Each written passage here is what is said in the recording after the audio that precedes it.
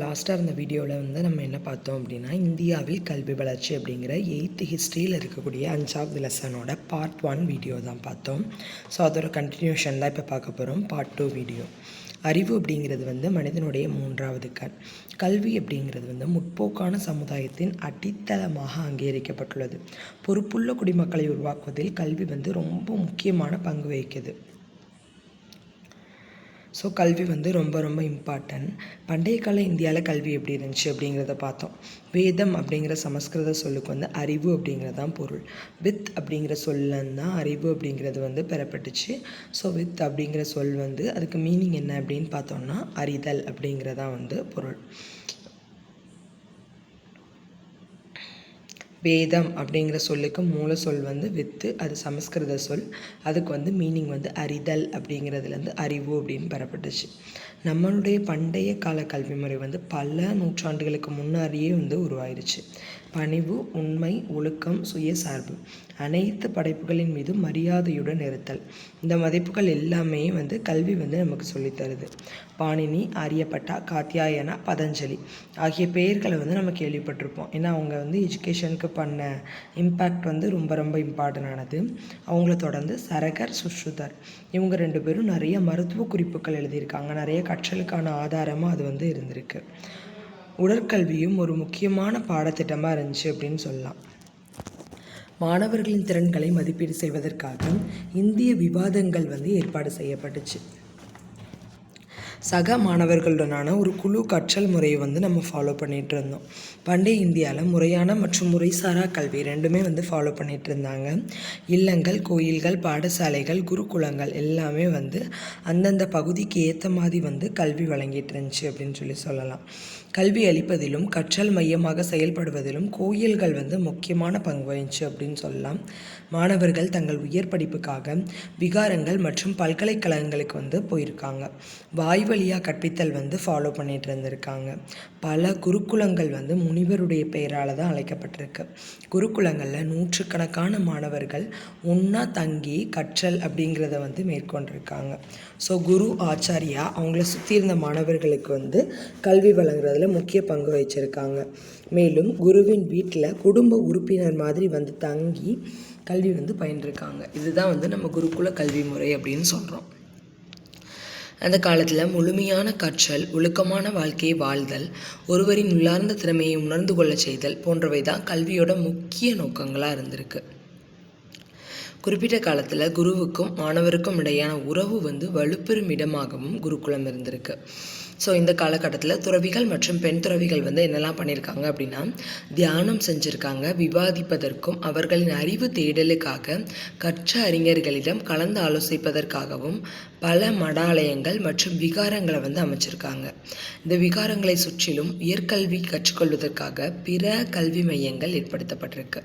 இந்த கல்வி மையங்களை நம்பி சீனா, கொரியா, திபெத், பர்மா, இலங்கை, ஜாவா, நேபாளம் இந்த மாதிரி பிற தூர தேசத்து மாணவர்கள் எல்லாருமே இங்கே வந்து படிச்சிருக்காங்க அப்படிங்கிறதோட பண்டைய கால கல்வி முடிஞ்சிச்சு. இப்போ நம்ம என்ன பார்க்க போகிறோம் அப்படின்னா, பௌத்த சமய காலத்தில் விகாரங்களும் பல்கலைக்கழகங்களும் அப்படிங்கிற டாபிக் தான் பார்க்க போகிறோம்.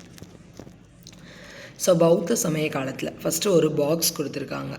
பாக்ஸில் என்ன கொடுத்துருக்காங்க அப்படிங்கிறத பார்த்துடலாம். பண்டைய இந்திய நகரமாக இருந்த தட்சசீலம் தற்போது வடமேற்கு பாகிஸ்தானில் உள்ளது. வந்து நம்ம சொல்கிறோம் இல்லையா, தட்சசீலம் அப்படிங்கிறது வந்து முக்கியமான கல்வி பணியாற்றி இருக்குது. அது வந்து இப்போ எங்கே இருக்குது அப்படின்னு பார்த்தோம் அப்படின்னா, இப்போ வந்து வடமேற்கு பாகிஸ்தானில் இருக்குது. இது ஒரு முக்கியமான தொல்பொருள் ஆராய்ச்சி பகுதியாகும். இதனை 1980 யுனெஸ்கோ உலக பாரம்பரிய தலமாக அறிவித்தது. இது இப்போ வந்து முக்கியமான தொல்பொருள் ஆராய்ச்சி தலமாக இருக்குது. 1980 வந்து யுனெஸ்கோ உலக பாரம்பரிய தலமாக வந்து இதை அறிவிச்சிருக்கு. சாணக்கியர் தனது அர்த்த சாஸ்திரத்தை பல்கலைக்கழகத்தில் தங்கியிருந்து தொகுத்ததாக கூறப்படுவது இதன் சிறப்பாகும். சாணக்கியர் பார்த்தோம் அப்படின்னா, அவருடைய அர்த்த சாஸ்திரம் அப்படிங்கிற புக்கை வந்து இந்த தட்சசீலம் பல்கலைக்கழகத்தில் இருந்து தான் வந்து தோற்றுருக்காங்க அப்படிங்கிறது வந்து ஒரு முக்கியத்துவம் வாய்ந்த கருத்தாக வந்து இருக்குது. 19ஆம் நூற்றாண்டின் மத்தியில் இப்பல்கலைக்கழகத்தின் இடிபாடுகளை தொல்பொருள் ஆராய்ச்சியாளர்கள் அலெக்சாண்டர் கன்னிங்ஹாம் கண்டுபிடித்தார். ஸோ அலெக்சாண்டர் கன்னிங்ஹாம் நமக்கு தெரியும் இல்லையா, நம்ம வந்து சிந்து சமவெளி நாகரிகத்தில் பார்த்துருப்போம். அவங்க தான் வந்து ஏஎஸ்ஐக்கு வந்து ஹெட்டாக இருந்தாங்க அந்த மாதிரி. ஸோ அலெக்சாண்டர் கன்னிங்ஹாம் தான் 19ஆம் நூற்றாண்டோட மத்திய பகுதியில் இந்த தட்சசீலம் பல்கலைக்கழகத்தை வந்து கண்டுபிடிச்சிருக்காங்க அப்படிங்கிறது நமக்கு தெரிய வருது.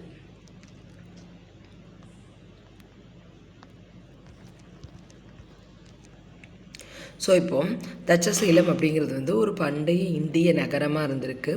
அது இப்போது வடமேற்கு பாகிஸ்தானில் இருக்குது. முக்கியமான தொல்பொருள் ஆராய்ச்சி பகுதியாக இருக்குது.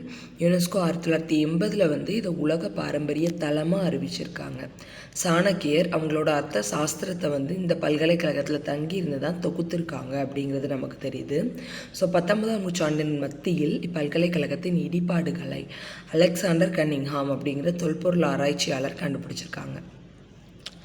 ஜாதக கதைகளும் யுவான் சுவாங், இச்சிங், சீன அறிஞர்கள் ஆகியோரின் குறிப்புகளும் மற்றும் பிற ஆதாரங்கள் அரசர்களும் சமுதாயம் கல்வியை மேம்படுத்துவதில் அதிக ஆர்வம் செலுத்தியதாக நமக்கு கூறுகின்றது. மடாலயங்கள் மற்றும் விகாரங்கள் மூலமாக பௌத்த சமய அறிஞர்கள் தங்கள் கல்வி பணியினை மேற்கொண்டனர். இதன் விளைவாக பல புகழ்பெற்ற கல்வி மையங்கள் தோன்றின. அவைகளுள் தட்சசீலம், நாலந்தா, வல்லபி, விக்ரமசீலா, ஓடண்டாபுரி மற்றும் ஜகத்தாலா ஆகிய இடங்களில் தோன்றிய பல்கலைக்கழகங்கள் மிகவும் குறிப்பிடத்தக்கவைகள் ஆகும். இந்த பல்கலைக்கழகங்கள் விகாரங்களின் தொடர்புடன் மேம்படுத்தப்பட்டன. பனாரஸ் மற்றும் காஞ்சி ஆகிய இடங்களில் இருந்த பல்கலைக்கழகங்கள் கோயில்களின் தொடர்புடன் மேம்பாடு அடைந்தன. மேலும் அவைகள் அமைந்துள்ள இடங்கள் சமூக வாழ்க்கையின் மையங்களாக மாறின. அந்த நிறுவனங்கள் அறிவார்ந்த மாணவர்களின் தேவைகளை பூர்த்தி செய்தன. ஸோ என்ன சொல்கிறாங்க, ஜாதக கதைகளும் யுவான் சுவாங், இச்சிங், சீன அறிஞர்கள் ஆகியோரோட குறிப்புகளும் பிற ஆதாரங்கள் அரசர்கள் சமுதாயம் கல்வியை மேம்படுத்துவதில் அதிக ஆர்வம் செலுத்தியிருக்காங்க அப்படின்னு நமக்கு ஒரு ப்ரூஃபாக இருக்குது.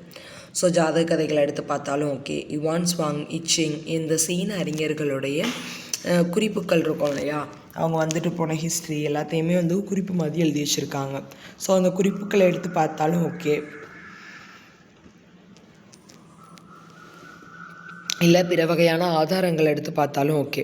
ஸோ அதில் வந்து அரசர்களும் சமுதாயத்தில் வந்து கல்வியை மேம்படுத்தணும் அப்படிங்கிறதுல அதிக ஆர்வம் செலுத்தியிருக்காங்க அப்படிங்கிறது நமக்கு தெரியுது. மடாலயங்கள் மற்றும் விகாரங்கள் மூலமாக பௌத்த சமய அறிஞர்கள் தங்கள் கல்வி பணியினை மேற்கொண்டனர். ஸோ வந்து எப்படி இவங்க பௌத்த சமய அறிஞர்கள் வந்து கல்வி பணி மேற்கொண்டாங்க அப்படின்னு பார்த்தோம்னா, மடாலயங்கள் மேக்சிமம் மடாலயங்கள் விகாரங்கள் மூலமாக தான் கல்வி பணியை வந்து மேற்கொண்டிருக்காங்க. இதன் விளைவாக பல புகழ்பெற்ற கல்வி மையங்கள் தோன்றின.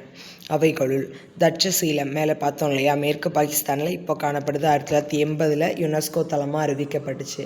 நாலந்தா, வல்லபி, விக்ரமசீலா, ஓடண்டாபுரி, ஜகத்தாலா இது எல்லாமே முக்கியமான பல்கலைக்கழகங்கள். இந்த பல்கலைக்கழகங்கள் விகாரங்களின் தொடர்புடன் மேம்படுத்தப்பட்டன. ஸோ விகாரம்னா என்னது, புத்த விகாரம் சொல்லுவோம் இல்லையா, அந்த புத்த விகாரங்களோட பணியோடு தான் இது வந்து என்ன பண்ண பண்ணியிருக்கு, எக்ஸ்டெண்ட் பண்ணியிருக்கு அப்படின்னு சொல்லியிருக்கலாம். ஸோ மடாலயம் மற்றும் விகாரங்களை சேர்ந்ததாக இருந்திருக்கு. தட்சசீலம், நாலந்தா, வல்லபி, விக்ரமசீலா, ஓடண்டாபுரி. ஸோ 5 பல்கலைக்கழகங்கள் வந்து நம்ம எக்ஸாம்பிளாக சொல்லலாம். இந்த பல்கலைக்கழகங்கள் விகாரங்களின் தொடர்புடன் மேம்படுத்தப்பட்டன. பனாரஸ் மற்றும் காஞ்சி ஆகிய இடங்களில் இருந்த பல்கலைக்கழகங்கள் கோயில்களின் தொடர்புடன் மேம்பாடு அடைந்தன. ஸோ என்ன சொல்லியிருக்காங்க, பனாரஸ், காஞ்சி இந்த 2 இடங்கள்லையும் கூட பல்கலைக்கழகங்கள் இருந்துச்சு அப்படின்னு சொல்கிறாங்க. ஸோ இது வந்து கோயில்களோட தொடர்போடு மேம்பாடு அடைஞ்சிச்சு அப்படின்னு சொல்லி எக்ஸ்பிளைன் பண்ணுறாங்க. ஸோ வந்து அது அமைஞ்சிருக்கக்கூடிய இடம் சமூக வாழ்க்கையோட மையமாக இருந்திருக்கு. அந்த நிறுவனங்கள் அறிவார்ந்த மாணவர்களின் தேவைகளை வந்து பூர்த்தி செஞ்சுருக்காங்க. அந்த மாணவர்கள் உயர்கல்வி நிறுவனங்களில் இணைந்து புகழ்பெற்ற அறிஞர்களிடம் பரஸ்பர கலந்துரையாடல்கள் மற்றும் விவாதங்கள் மூலம் தங்கள் அறிவை வளர்த்து கொண்டனர். ஸோ அந்த மாணவர்கள் எப்படி டெவலப் ஆனாங்க அப்படின்னு பார்த்தோம்னா, உயர்கல்வி நிறுவனங்களில் போய் ஜாயின் பண்ணி புகழ்பெற்ற அறிஞர்களோட ஒரு பரஸ்பர கலந்துரையாடல் விவாதங்கள் மூலமாக அவங்களோட அறிவை வந்து அவங்க வளர்த்துக்கிட்டாங்க. அது மட்டுமல்லாமல் மன்னரால் கூட்டப்பட்ட சபையில் பல்வேறு விகாரங்கள் மற்றும் பல்கலைக்கழகங்களை சார்ந்த அறிஞர்கள் சந்தித்து விவாதித்து தங்கள் கருத்துக்களை பரிமாறிக்கொண்டனர். ஸோ மன்னர் வந்து சபையை கூட்டுறாங்க திடீர்னு சொல்லிட்டு, இந்த மாதிரி நம்ம பட்டிமன்றம்லாம் பார்த்துருப்போம் இல்லையா, அந்த மாதிரி. ஸோ அதில் விகாரங்கள், பல்கலைக்கழகங்களை சார்ந்த அறிஞர்கள் வந்து அங்கே அழைக்கப்படுறாங்க. ஸோ அவங்க சந்தித்து ஒருத்தங்களுக்கு ஒருத்தங்க வந்து விவாதம் பண்ணுறக்கு, அவங்களுடைய கருத்துக்களை வந்து பரிமாறிக்கொள்றதுக்கு இந்த மாதிரி மன்னர்கள் கூட்டக்கூடிய சபை வந்து ரொம்ப ஹெல்ப்ஃபுல்லாக இருந்திருக்கு அப்படின்னு சொல்லலாம். இந்த மாதிரி விவாதங்கள் வந்து அவங்களுடைய அறிவை இன்னும் எக்ஸ்டெண்ட் பண்ணுறதுக்கு அவங்களுக்கு ஹெல்ப் பண்ணியிருக்குன்னு சொல்லலாம். ஆசிரியரின் பங்கு. மாணவர்களை தேர்ந்தெடுப்பது முதல் அவர்களின் பாடத்திட்டங்களை வடிவமைப்பது வரை அனைத்து அம்சங்களிலும் ஆசிரியர்களின் பங்கு முக்கியத்துவம் வாய்ந்ததாக இருந்துச்சு. ஸோ ஆசிரியர்கள் தான் வந்து மாணவர்களை வந்து சூஸ் பண்ணியிருக்காங்க. ஸோ அது அந்த காலத்தில் கிடைச்ச ஒரு ப்ரெசன்ஸ்னு சொல்லலாம். ஸோ சூஸ் பண்ணி ப்ளஸ் அவங்க வந்து பாடத்திட்டத்தை அவங்க தான் வடிவமைச்சிருக்காங்க. ஸோ சிலபஸையும் அவங்க தான் என்ன பண்ணியிருக்காங்க, டீகோட் பண்ணியிருக்காங்க. அவங்களுக்கு தேவையானதை அவங்க ப்ரிப்பேர் பண்ணியிருக்காங்க. மாணவர்களின் திறனில் ஆசிரியர் திருப்தி அடையும் போது மட்டுமே அவர்களின் கல்வி நிறைவடைந்ததாக கருதப்பட்டது. ஸோ மாணவன் வந்து நல்லா டெவலப் ஆகிட்டான் அப்படிங்கிற மைண்ட் செட் வந்து எப்போ குருவுக்கு வருதோ அப்போ தான் வந்து கல்வி வந்து நிறைவடைஞ்சிச்சு அப்படின்னு கருதப்படுது. அவரது விருப்பத்திற்கேற்ப பல மாணவர்களை சேர்த்து கொள்வதுடன் மாணவர்கள் எதை கற்க ஆர்வமாக இருந்தனரோ அதையே கற்றுக் கொடுத்தார். ஸோ வந்து மாணவர்களுக்கு எது தேவையோ, எதில் ஆர்வம் இருக்கோ அதைத்தான் வந்து கற்றுக் கொடுத்தாங்க. ஸோ அவங்க வந்து பல மாணவர்களை வந்து சேர்த்து கொள்றதுலையும் ஆர்வமாக இருந்திருக்காங்க. விவாதங்கள் மற்றும் கலந்தாலோசித்தல் ஆகியன கற்பித்தலின் அடிப்படையான வழிமுறைகள் ஆகும். கல்வியில் மேம்பட்ட நிலையில் இருந்த மாணவர்கள் ஆசிரியர்களுக்கு உதவினர். நல்லா படிக்கிற ஸ்டூடெண்ட்ஸ் எப்போவுமே இப்போ வரையுமே வந்து டீச்சர்ஸ்க்கு ஹெல்ப் பண்ணுறவங்கள பெஸ்ட்டாக இருப்பாங்க. பாக்ஸில் என்ன கொடுத்துருக்காங்கன்னா, பண்டைய காலத்தில் நாலந்தா பல்கலைக்கழகம் கிபி 5ஆம் நூற்றாண்டு முதல் கிபி 12ஆம் நூற்றாண்டு வரை கற்றலின் மையமாக இருந்தது. தற்போதைய பீகாரில் உள்ள ராஜகிருகத்தில் அமைந்துள்ள நாலந்தா பல்கலைக்கழகம் உலகின் பழமையான பல்கலைக்கழகங்களில் ஒன்றாகும். நாலந்தா மகாவிகாராவின் இடிபாடுகளை ஐநா சபையின் யுனெஸ்கோ நிறுவனம் உலக பாரம்பரிய தலமாக அறிவித்துள்ளது. தற்போது புதுப்பிக்கப்பட்டுள்ள நாலந்தா பல்கலைக்கழகம் நாகரிகங்களுக்கிடையான தொடர்பு மையமாக கருதப்படுகிறது. ஸோ என்ன சொல்கிறாங்க, நாலந்தா பல்கலைக்கழகத்தை பற்றி ஒரு பாக்ஸ் கொடுத்துருக்காங்க. பண்டைய காலத்தில் இந்த நாலந்தா பல்கலைக்கழகம் கிபி 5ஆம் நூற்றாண்டு முதல் கிபி 12ஆம் நூற்றாண்டு வரை கற்றலின் மையமாக இருந்திருக்கு. ஸோ இது வந்து கிளாஸில் ஞாபகம் வச்சுக்கோங்க. கிபி 5ஆம் நூற்றாண்டுங்கிறது 5ஆம் கிளாஸ்னும், கிபி 12ஆம் நூற்றாண்டுன்றதை 12ஆம் கிளாஸ்னும் ஞாபகம் வச்சுக்கோங்க. ஸோ 5ஆம் கிளாஸ்லேருந்து 12ஆம் கிளாஸ் வரையும் நமக்கு கற்றலின் மையமாக இருந்தது என்னது, நம்மளுடைய நாலந்தா பல்கலைக்கழகம். தற்போதைய பீகாரில் உள்ள ராஜகிருகத்தில் அமைந்துள்ள நாலந்தா பல்கலைக்கழகம் அது வந்து ராஜகிருகம் அப்படிங்கிற இடத்துல வந்து அமைஞ்சிருக்கு. ஸோ ராஜகிருகம் அப்படிங்கிற இடம் இப்போ இருக்கிற பீகாரில் வந்து அமைஞ்சிருக்கு. ஸோ அங்கே தான் வந்து நாலந்தா பல்கலைக்கழகம் செயல்பட்டு இருந்திருக்கு. தட்சசீலம் எங்கே செயல்படுறதா பார்த்தோம், மேற்கு பாகிஸ்தானில் செயல்படுறதா பார்த்தோம் இல்லையா. ஸோ இந்த ராஜகிருகம் அப்படிங்கிற அமைப்பு பீகாரில் செயல்படுது. நாலந்தா பல்கலைக்கழகம் உலகின் பழமையான பல்கலைக்கழகங்களில் ஒன்றாகும். நாலந்தா மகாவிகாராவின் இடிபாடுகளை ஐநா சபையின் யுனெஸ்கோ நிறுவனம் உலக பாரம்பரிய தலமாக அறிவித்துள்ளது. தற்போது புதுப்பிக்கப்பட்டுள்ள நாலந்தா பல்கலைக்கழகம் நாகரிகங்களுக்கிடையான தொடர்பு மையமாக கருதப்படுகிறது. ஸோ இப்போ வந்து இந்த நாலந்தா பல்கலைக்கழகத்தை வந்து புதுப்பிச்சிருக்காங்க. அது நாகரிகங்களுக்கு இடையான ஒரு நல்ல தொடர்பாக வந்து இருக்குது அப்படின்னு சொல்கிறாங்க. ஸோ இப்போ நம்ம என்ன பார்த்தோம் அப்படின்னா, பௌத்த சமயத்தில் கல்வி அப்படிங்கிற டாபிக் தான் வந்து பார்த்தோம். ஸோ அதை ஃபுல்லத்தையும் வந்து ரிவைஸ் பண்ணிடலாம். பௌத்த சமயத்தில் கல்வி அப்படிங்கிறது வந்து முக்கியமாக விகாரங்களோட தொடர்புடையதாக, மடாலயங்களோட தொடர்புடையதாக இருந்துச்சு. ஸோ 2 விகாரம் இதில் இம்பார்ட்டனாக கொடுத்துருக்காங்க. ஃபஸ்ட்டு கொடுத்துருக்கிறது வந்து தட்சசீலம் அப்படிங்கிறது. ஸோ இது பண்டைய இந்திய நகரமாக இருந்தது தான் தட்சசீலம். இப்போ வடமேற்கு பாகிஸ்தானில் இருக்குது. இது முக்கியமான தொல்பொருள் ஆராய்ச்சி பகுதியாக இருக்குது. இது 1980 வந்து யுனெஸ்கோ வந்து உலக பாரம்பரிய தலமாக அறிவிச்சிருக்கு. சாணக்கியர் அவருடைய அர்த்த சாஸ்திரத்தை வந்து இந்த தட்சசீலத்தில் அமர்ந்து தான் தொகுத்ததாக கூறப்படுது. ஸோ 19ஆம் நூற்றாண்டோட மத்தியில் இப்பல்கலைக்கழகத்தின் இடிபாடுகளை தொல்பொருள் ஆராய்ச்சியாளர் அலெக்சாண்டர் கன்னிங்ஹாம் அப்படிங்கிறவங்க வந்து கண்டுபிடிச்சாங்க அப்படின்னு தெரிய வருது. ஸோ இதே மாதிரி நாலந்தா பல்கலைக்கழகம் பார்த்தோம் அப்படின்னா, நாலந்தா பல்கலைக்கழகம் வந்து பண்டைய காலத்தில் இருந்த முக்கியமான கல்விக்கூடமாக இருந்திருக்கு. கிபி 5ஆம் நூற்றாண்டுலேருந்து கிபி 12ஆம் நூற்றாண்டு வரையும் இது வந்து கற்றலின் மையமாக செயல்பட்டிருக்கு. ஸோ 5ஆம் கிளாஸ்லேருந்து 12ஆம் கிளாஸ் வரையும் நமக்கு கற்றலின் மையமாக இருந்து செயல்பட்டது இதுதான். இது எங்கே இருக்குது அப்படின்னு பார்த்தோம்னா, தற்போதைய பீகாரில் ராஜகிருகம் அப்படிங்கிற இடத்துல வந்து இருக்குது. ஸோ தற்போதைய பீகாரில் ராஜகிருகம் அப்படிங்கிற இடத்துல வந்து இருக்குது. பழமையான பல்கலைக்கழகங்களில் ஒன்றா இருக்குது. நாலந்தா மகாவிகாராவின் இடிபாடுகளை ஐநா சபையோட யுனெஸ்கோ நிறுவனம் உலக பாரம்பரிய தலமாக வந்து அறிவிச்சிருக்கு. தற்போது புதுப்பிக்கப்பட்டுள்ள நாலந்தா பல்கலைக்கழகம் நாகரிகங்களுக்கு இடையான தொடர்பு மையமாக கருதப்படுது அப்படின்னு சொல்லிட்டாங்க. ஸோ தட்சசீலம் நாலந்தா ரெண்டுமே பார்த்துருக்கோம்.